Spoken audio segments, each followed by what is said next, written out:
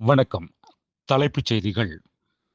தாய்மாமன் தங்க மோதிர திட்டம் செப்டம்பர் 15ஆம் தேதி தொடக்கம்.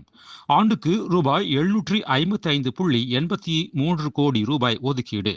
ஜூன் 22 முதல் அரசு மருத்துவமனைகள் பிறக்கும் குழந்தைகள் பயன்பெறுவர். எதற்கெடுத்தாலும் கண்ணை மூடிக்கொண்டு ஒன்றிய அரசோடு மோதல் போக்கை விரும்புபவர்கள் நாம் அல்ல.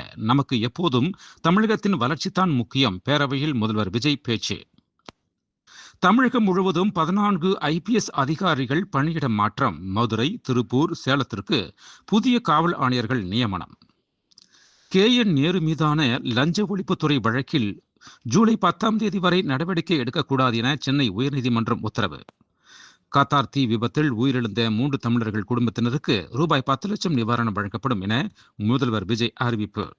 கூட்டுறவு பயன்கடனை முழுமையாக தள்ளுபடி செய்ய கோரி சென்னையில் விவசாயிகள் சங்கத்தினர் தொடர் முழக்க போராட்டம்.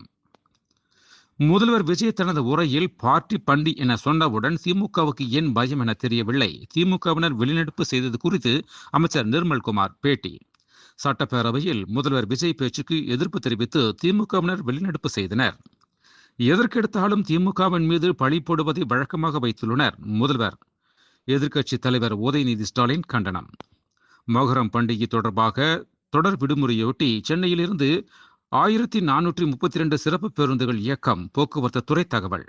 கோவில் நிதியில் ரூபாய் 10 கோடியில் பன்னடுக்கு வாகன நிறுத்தம் கட்ட முந்தைய ஆட்சியில் அனுமதி. திமுக ஆட்சியில் அனுமதி அளித்தது குறித்து அமைச்சர் ரமேஷ் விமர்சனம்.